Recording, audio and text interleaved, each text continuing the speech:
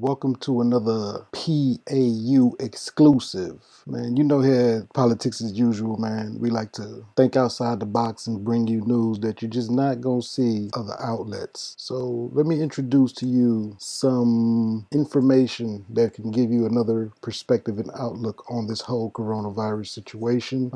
We are going to be, in this video, exploring whether coronavirus was man-made in a lab in Wuhan, China, or did it come from nature? I'm going to basically at the end of this video, just like the person who wrote this article, let you decide for yourself. I'm going to present the information. I'm going to present these findings to you. And at the end of the video, you will have the ability to decide for yourself, which do you think is more plausible? Which theory do you believe? Here we go with an article by Mr. Nicholas Wade. And I'm going to read this article. It came out about a week and a half ago, and it was a hell of a read. It's thousands of pages long. I highlighted some of the most important parts, or the parts that I thought were most relevant. If you're a science junkie like me and you like to get into having facts and information so you can make the best possible determinations for you and your family, well, then you should enjoy this. And this is a must read. Again, I'm not going to read the entire article. I highlighted and went through some of it, but I would advise anyone that wants to read it, they can go read it. And you can find this at thebulletin.org, and it is by Mr. Nicholas Wade. It is called The Origins of COVID. So let's dig in. Says the virus that caused the pandemic is known officially as SARS-CoV-2, but can be called SARS-2 for short. As many people know, there are two main theories about the origin. One is that it jumped naturally from wildlife to people. The other is that the virus was under study in a lab from which it escaped. It matters a great deal which is the case if we hope to prevent a second such occurrence. I'd say that it's always good to have factual information. It's the only way that you can actually do science or do any mitigation measures or do anything in life. Anything that's going to be relevant. If you don't have the correct information, the scientific, the factual information, then basically anything that you are doing to try to mitigate anything is irrelevant, because you're only going to make even more mistakes. So I would say that it is crucially important to find out what is the truth behind this pandemic. It says Wuhan, however, is home of the Wuhan Institute of Virology, a leading world center for research on coronaviruses. So the possibility that the SARS-2 virus had escaped from the lab could not be ruled out. Two reasonable scenarios of origin were on the table. From early on in the pandemic, the media perception were shaped in favor of the natural emergence scenario by strong statements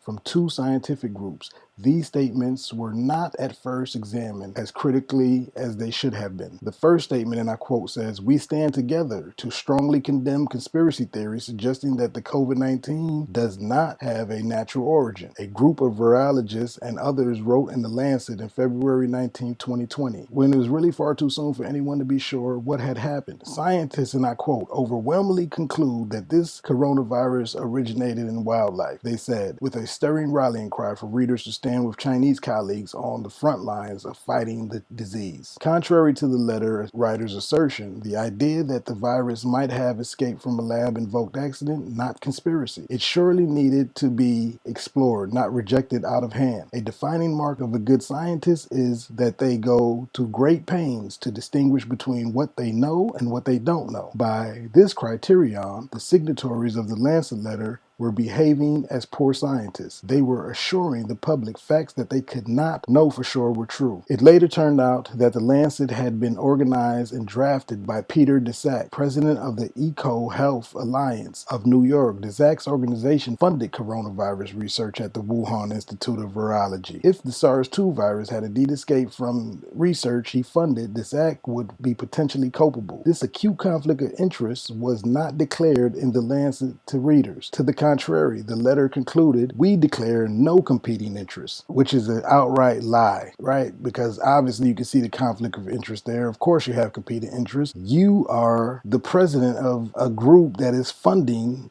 the research in Wuhan. So it's amazing to me. The media, nobody picked this up. Interesting. It says virologists like Daszak had much at stake in the assigning of blame for the pandemic. For 20 years, mostly beneath the public's attention, they had been playing a dangerous game in their laboratories. They routinely created viruses more dangerous than those that existed in nature. They argued that they could do so safely and that by getting ahead of nature, they could predict and prevent natural spillovers, the crossover of viruses from the animal host to people. If SARS-2 had indeed escaped from such a laboratory experiment, a savage blowback could be expected, and the storm of public indignation would affect virologists everywhere, not just in China. It would shatter the scientific edifice top to bottom. An MIT technology review editor, Antonio Rigaldo, said in March 2020. A second statement that had an enormous influence in shaping public attitudes was a letter, in other words, an opinion piece, not a scientific article, published on March 17, 2020 in the Journal of Nature Medicine. Its authors were a group of virologists led by Christian G. Anderson of the Scripps Research Institute. And I quote, it says, "Our analysis clearly showed that the SARS-CoV-2 is not a laboratory construct or purposely manipulated virus," the five virologists declared in a second paragraph of their letter. Unfortunately, this was another case of poor science in the sense defined above. True, some older methods of cutting and pasting viral genomes retain telltale signs of manipulation, but newer methods called no-seum or seamless approaches leave no defining marks, nor do other methods for manipulating viruses, such as serial passage,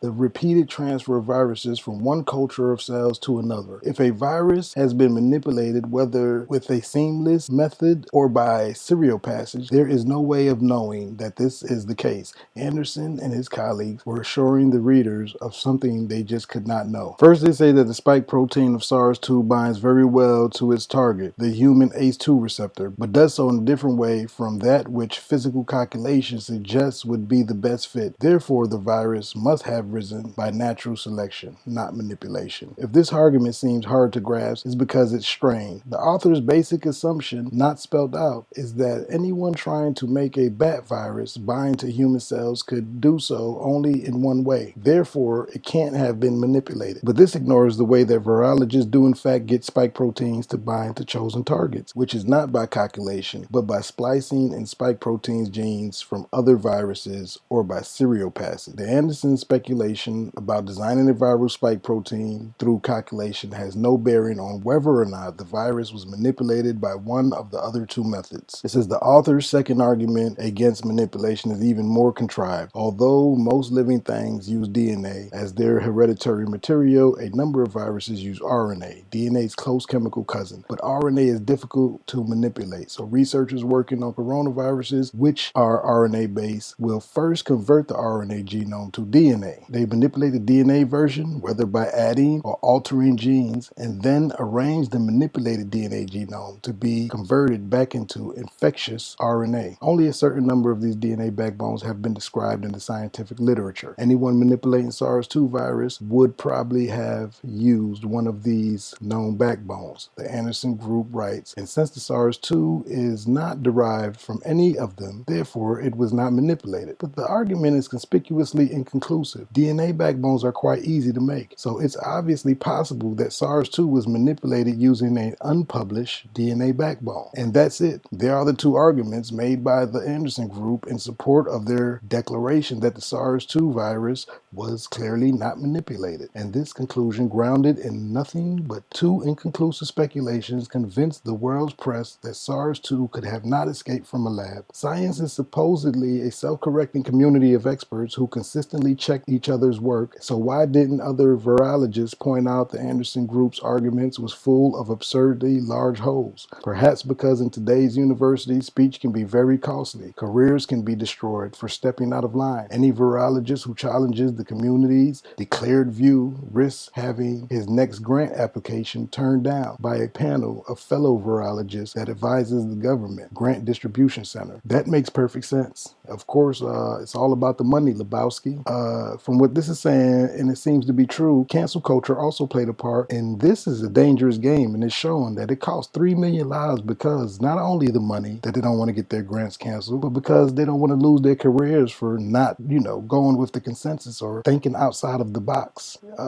When I got suspended on YouTube literally, I went back and forth 45 minutes with a YouTube associate, and they told me, well, if you're going to speak about the coronavirus, you have to basically say the talking points that's on the CDC website. If you're not saying what the CDC says about vaccines or coronavirus, then you're going to get your channel shut down. This is what they basically this is what they literally told me. Not basically, it is. Right? Like, I have to verbatim say what's on the CDC guidelines or what the CDC says, and if I say anything to the contrary, then I will be banished. I will be censored. I will be took off the platform. And this is the danger of censoring and trying to control speech. As you can see here, they didn't want to be ostracized. It's just a dangerous game we're playing with this cancel culture shit. The Zach and Anderson letters were really political, not scientific statements, yet were amazingly effective. Articles in the mainstream press repeatedly stated that consensus of experts had ruled lab escape out of the question or extremely unlikely. Their authors relied for the most part on the Zach and Anderson's letters, failing to understand the yawning gaps in the arguments. Mainstream newspapers all have science journals on their staff, as do the major network, and these specialist reporters are supposed to be able to question scientists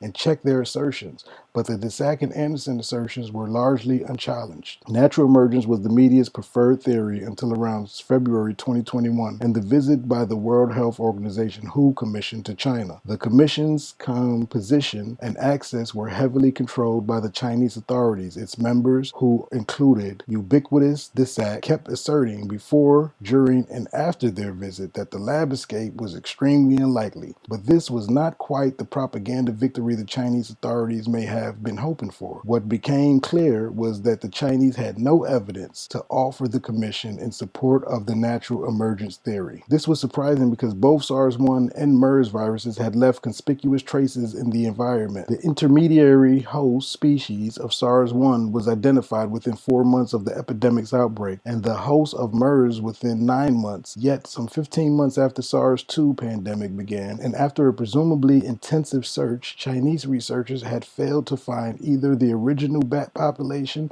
or their intermediate species to which SARS-2 might have jumped, or any serological evidence that any Chinese population, including that of Wuhan, had ever been exposed to the virus prior to December 2019. Natural emergence remained conjecture, which, however plausible to begin with, had gained not a shred of supporting evidence in over a year. And as long as that remains the case, it's logical to pay serious attention to the alternative conjecture that SARS-2 indeed escaped from a lab. It says, why would anyone want to create a novel virus capable of causing a pandemic? Ever since virologists gained the tools of manipulating viruses' genes, they have argued they could get ahead of the potential pandemic by exploring how close a given animal virus might be to making a jump to humans, and that justified lab experiments and enhancing the ability for dangerous animal viruses to infect people, virologists asserted. It says, with this rationale, they have recreated the 1918 flu virus, shown how almost extinct polio viruses can be synthesized from a published DNA sequence, and introduced a smallpox gene into a related virus. They're playing around with the 1918 flu in these labs. They're playing around and they're souping them up. It says these enhancements of viral capability are known blandly as gain-of-function experiments. The coronaviruses, there was particular interest in the spike protein. It was jut out all around the spherical surface of the virus and pretty much determine which species of animal it would target. In 2000, Dutch researchers, for instance, earned the gratitude of rodents everywhere by genetically engineering the spike protein of a mouse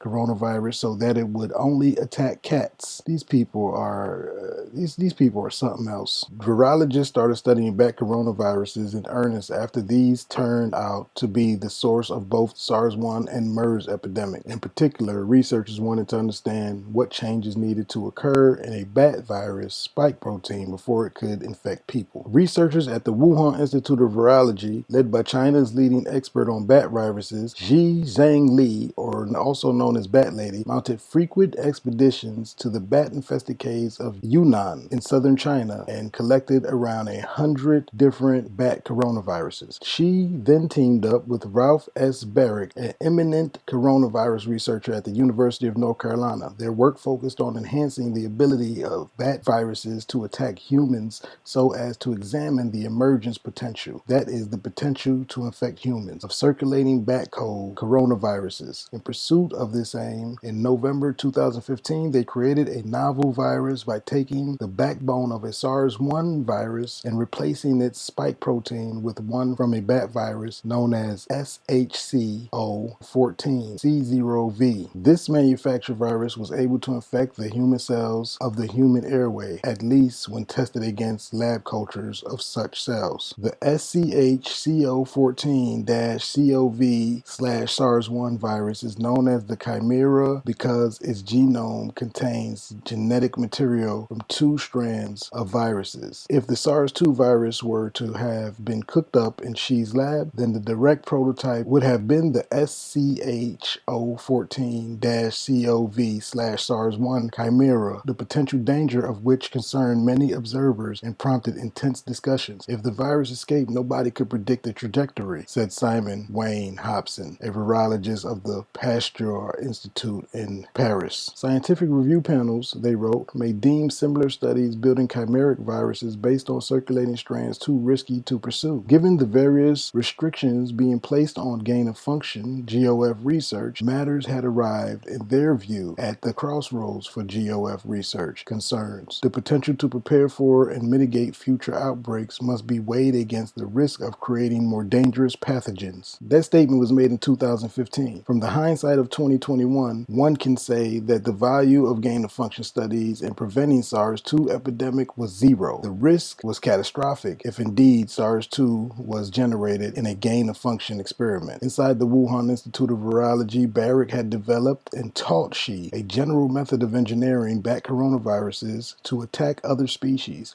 The specific target were human cells grown in cultures in humanized mice. These laboratory mice, a cheap but ethical stand-in for human subjects, are genetically engineered to carry the human version of a protein called ACE2 that studs the surface of the cells that line the airways. She returned to her lab at the Wuhan Institute of Virology and resumed the work she had started on genetically engineering coronaviruses to attack human cells. How can we be sure of this? Because, by a strange twist in the theory, her work was funded by the National Institute of Allergy and Infectious Disease, the NIAID, a part of the U.S. National Institute of Health, the NIH, and a grant proposal that funded her work, which are a matter of public records, specify exactly what she planned to do with the money. It is all public records. It is a fact. It is not a matter of opinion that this is what she did.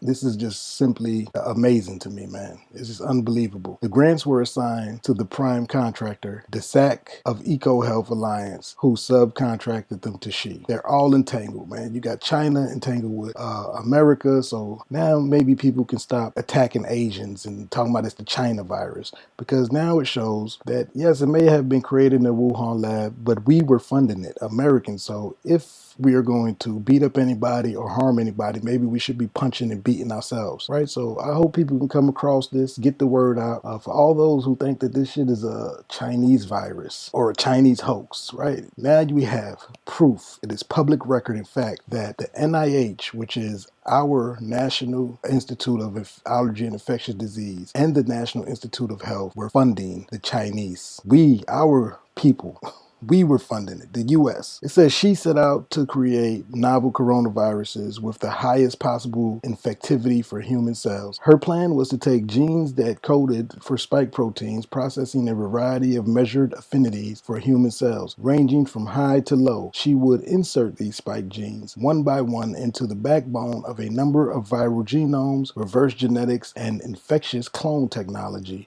creating a series of chimeric viruses. These chimeric viruses viruses would then be tested for their ability to attack human cell cultures in vitro and humanize mice in vivo. And this information would help predict the likelihood of spillover, the jump of coronaviruses from bats to people. The methodical approach was designed to find the best combination of coronavirus backbones and spike protein for infecting human cells. The approach could have generated SARS-2-like viruses, and indeed may have created the SARS-2 virus itself with the right combination of virus backbones and spike proteins. It cannot yet be stated that she did or did not generate SARS-2 in her lab because her records have been sealed, but it seems she was certainly on the right track to have done so. It is clear that the Wuhan Institute of Virology was systematically constructing novel chimeric coronaviruses and was assessing their ability to infect human cells and human ACE2 expressing mice, says Richard H. Ebright, a molecular biologist at Rutgers University and leading expert in biosafety. It is also clear, Ebright said, that depending on the constant genomic context chosen for analysis, this work could have produced SARS-CoV-2 or the proximal progenitor of SARS-CoV-2. Genomic context refers to the particular viral backbone used as the test bed for the spike protein. The lab escape scenario for the origin of SARS-2 virus, as should by now be evident, is not mere hand-waving in the direction of the Wuhan Institute of Virology. It is a detailed proposal based on a specific project being funded there by the NIAID. Even if the grant required the work plan prescribed above, how can we be sure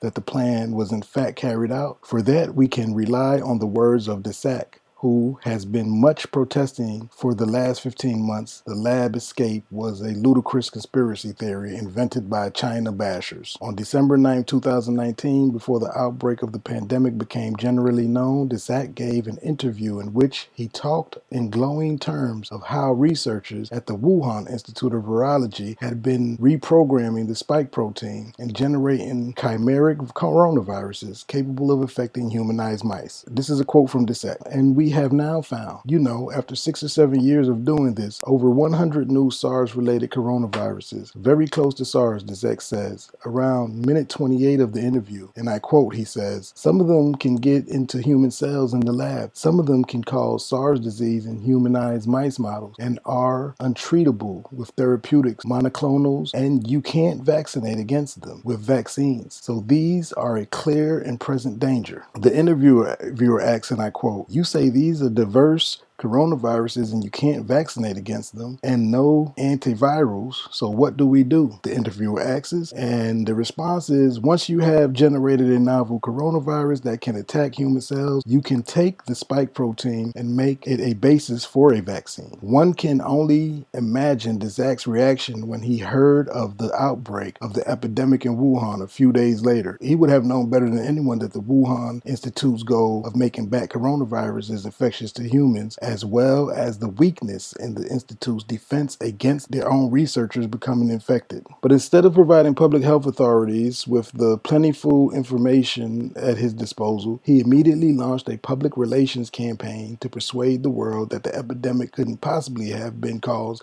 by one of the Institute's souped-up viruses. The idea that this virus escaped from a lab is just pure baloney. It's simply not true, he declared in an April 2020 interview. The safety arrangements at the Wuhan Institute of Virology, Desac was possibly unaware of, or perhaps he knew all too well, the long history of viruses escaping from even the best of the run laboratories. The smallpox virus escaped 3 times from labs in England in the 1960s and 70s, causing 80 cases and 3 deaths. Dangerous viruses have leaked out of labs almost every year since. Every year since 1960, dangerous viruses, it says, has been leaking out of labs. Coming to more recent times, the SARS-1 virus was proved a true escape artist, leaking from laboratories in Singapore, Taiwan, and no less than 4 times from the Chinese National Institute of Virology in Beijing. One reason the SARS-1 being so hard to handle is that there are no vaccines available to protect laboratory workers. As Desac mentioned in the December 19 interview quoted above, the Wuhan researchers too had been unable to develop vaccines against the coronavirus they had designed to to infect human cells, they would have been as defenseless against the SARS-2 virus if it were generated in their lab as their Beijing colleagues were against the SARS-1 virus. It says a second reason for the severe danger of novel coronaviruses has to do with the required level of lab safety. There are 4 degrees of safety designated, BSL-1 to BSL-4, with BSL-4 being the most restrictive, designated for deadly pathogens like Ebola virus. The Wuhan Institute of Virology had a new BSL-4 lab, but its state of readiness considerably alarmed the State Department inspectors who visited it from the Beijing embassy in 2018. The new lab has a serious shortage of appropriately trained technicians and investigators needed to safely operate a high contaminant laboratory, the inspectors wrote in a cable of January 19, 2018. It says the real problem, however, was not the unsafe state of the Wuhan BSL-4 lab, but the fact that virologists worldwide don't like working in BSL-4 conditions. You have to wear a spacesuit, do operations in closed cabinets, and accept that everything will take twice as long. So the rules assigning each kind of virus to a given safety level were laxer than some might think was prudent. Before 2020, the rules followed by the virologists in China and elsewhere required that experiments with the SARS-1 and MERS viruses be conducted in BSL-3 conditions, but all other bat coronaviruses could be studied in BSL-2, the next level down. BSL-2 requires taking fairly minimum safety precautions, such as wearing lab coats and gloves, sucking up liquids in pipettes, and putting up biohazard warning signs. Yet a gain-of-function experiment conducted in BSL-2 might produce an agent more infectious than either SARS-1 or MERS, and if it did, then lab workers would stand a high chance of being infected, especially if unvaccinated. Much of Xi's work on gain-of-function in coronaviruses were performed at the BSL-2 safety level, as stated in her publications and other documents. She has said in an interview in Science magazine that the coronavirus's research in our laboratories is conducted in BSL-2 or BSL-3 laboratories. It is clear that some or all of this work is being performed using a biosafety standard, biosafety level 2, the biosafety level for a standard U.S. dentist's office that would pose an unacceptably high risk of infection of laboratory staff upon contact of the virus having the transmission properties of SARS-CoV-2, Ebright says. It is also clear, and I quote, he adds, that this work never should have been funded and never should have been performed. This is a view he holds regardless of whether or not the SARS-2 virus ever saw the inside of a lab. Concern about safety conditions at the Wuhan lab is not, it seems, misplaced. According to a fact sheet issued by the State Department on January 15, 2021, the U.S. government has reason to believe that several researchers inside the WIV became sick in autumn 2019 before the first identified case of the outbreak, with symptoms consistent with both COVID-19 and common seasonal illness. David Asher, a fellow of the Hudson Institute and former consultant to the State Department, provided more detail about the incident at a seminar. Knowledge of the incident came from a mix of public information and some high-end information collected by our intelligence agencies, he said. 3 people working in the BSL-3 lab at the Institute fell sick within a week of each other with severe symptoms that required hospitalization. This was the first known cluster that we are aware of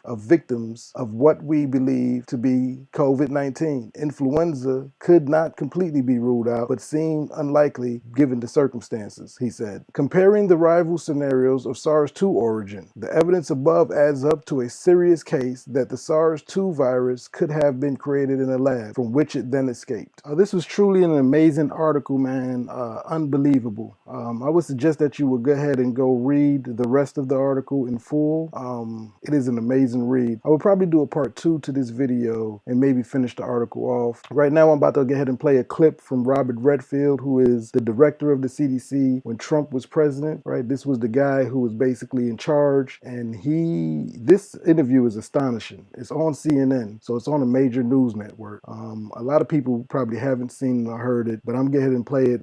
Just, again, watch this interview, and along with this article, it pretty much spells out what a lot of us felt from the beginning, and that is that this virus did not come from nature, but in fact, it was made in a laboratory somewhere. And if this is true, then the people who are culpable should be put under Guantanamo Bay, should be put under the jail, including Dr. Fauci. Dr. Fauci, we don't know whether the pandemic started in a lab in Wuhan or evolved naturally, but we should want to know. 3 million people have died from this pandemic, and that should cause us to explore all possibilities. Instead, government authorities, self-interested in continuing gain-of-function research, say there's nothing to see here. Gain-of-function research, as you know, is juicing up naturally occurring animal viruses to infect humans. To arrive at the truth, the U.S. government should admit that the Wuhan Virology Institute was experimenting to enhance the coronavirus's ability to infect humans. Juicing up superviruses is not new. Scientists in the U.S. have long known how to mutate animal viruses to infect humans. For years, Dr. Ralph Barrick, a virologist in the U.S., has been collaborating with Dr. Shi Zhengli of the Wuhan Virology Institute, sharing his discoveries about how to create superviruses. This gain-of-function research has been funded by the NIH. The collaboration between the U.S. and the Wuhan Virology Institute continues. Doctors Barrick and Shi worked together to insert bat virus spike protein into the backbone of the deadly SARS virus, and then used this man-made supervirus to infect human airway cells. Think about that for a moment. The SARS virus had a 15% mortality. We're fighting a pandemic that has about a 1% mortality. Can you imagine if a SARS virus that's been juiced up and had viral proteins added to it, to the spike protein, if that were released accidentally? Dr. Fauci, do you still support funding of the NIH funding of the lab in Wuhan? Senator Paul, with all due respect, you are entirely and completely incorrect that the NIH has not ever and does not now fund gain-of-function research in the Wuhan Institute. Do they fund Dr. Barrick? We do not fund. You fund Dr. Barrick's gain-of-function research? Dr. Barrett does not do gain-of-function research, and if it is, it's according to the guidelines, and it is being conducted in North Carolina. You don't think inserting a bat virus spike protein that he got from the Wuhan Institute into the SARS virus is gain-of-function? That is not a minority, because at least 200 scientists have signed a statement from the Cambridge Working Group saying that it is gain-of-function. Well, it is not. And if you look at the grant and you look at the progress reports, it is not gain-of-function, despite the fact that people tweet that. So do you still support sending money to the Wuhan Virology Institute? We do not send money now to Wuhan. Do you support sending money? We did under your tutelage. We were sending it through EcoHealth. It was a sub-agency and a sub-grant. Do you support the money from NIH that was going to the Wuhan Institute? Let me explain to you why that was done. The SARS-CoV-1 originated in bats in China. It would have been irresponsible of us if we did not investigate the bat viruses and the serology to see who might have been or perhaps it would be China. possible to send it to the Chinese government that we may not be able to trust with this knowledge and with this incredibly dangerous viruses. Government scientists like yourself who favor gain-of-function research. I don't favor gain-of-function research in China. You are saying things that are not correct. Government defenders of gain-of-function, such as yourself, say that COVID-19 mutations were random and not designed by man. But interestingly, the technique that Dr. Barrick developed forces mutations by serial passage through cell culture that the mutations appear to be natural. In fact, Dr. Barrick named the technique the no-see-em technique because the mutations appear naturally. Nicholas Baker of the New York Magazine said nobody would know if the virus had been fabricated in a laboratory or grown in nature. Government authorities in the U.S., including yourself, unequivocally deny that COVID-19 could have escaped the lab. But even Dr. Shi in Wuhan wasn't so sure. According to Nicholas Baker, Dr. Shi wondered, could this new virus have come from her own laboratory? She checked her records frantically and found no matches. That really took a load off my mind, she said. I had not slept for days. The director of the gain-of-function research at Wuhan couldn't sleep because she was terrified that it might be in her lab. Dr. Barrick, an advocate of gain-of-function research, admits the main problem that the Institute of Virology has is the outbreak occurred in close proximity. What are the odds? Barrick responded, could you rule out a laboratory escape? The answer in this case is probably not. Will you, in front of this group, categorically say that the COVID-19 could not have occurred through serial passage in a laboratory?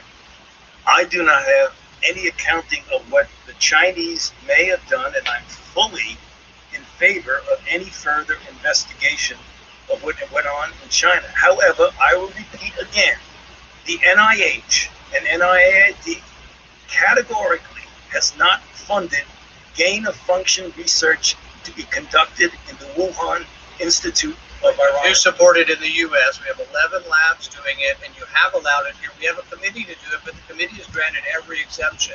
You're fooling with Mother Nature here. You're allowing super viruses to be created with a 15% mortality. It's very dangerous. I think it was a huge mistake to share this with China, and it's a huge mistake to allow this to continue in the United States. But we should be very careful to investigate where this virus came from. I fully agree that you should investigate where the virus came from, but again, we have not funded gain-of-function research on this virus in the Wuhan Institute of Virology. No matter how many times you say it, there was research done with Dr. Shi and Dr. Barrett. They have collaborated on gain-of-function research where they enhanced the SARS virus to infect human airway cells, and they did it by merging a new spike protein on it. That is gain-of-function. That was joint research between the Wuhan Institute and Dr. Barrett. You can't deny it. Senator Paul, your time has expired. Dr. Fauci, I will let you respond to that. We need to move on. Excuse me? I will allow you to respond to that, and then we'll move on. Yeah, I mean, I just wanted to say, I don't know how many times I can say it, Madam Chair. We did not fund gain-of-function research to be conducted in the Wuhan Institute of Virology. Thank you. Senator Smith. I'll probably do a part 2 to this video and maybe finish the article off. I would appreciate if you could leave a comment. Let me know what you think about the article.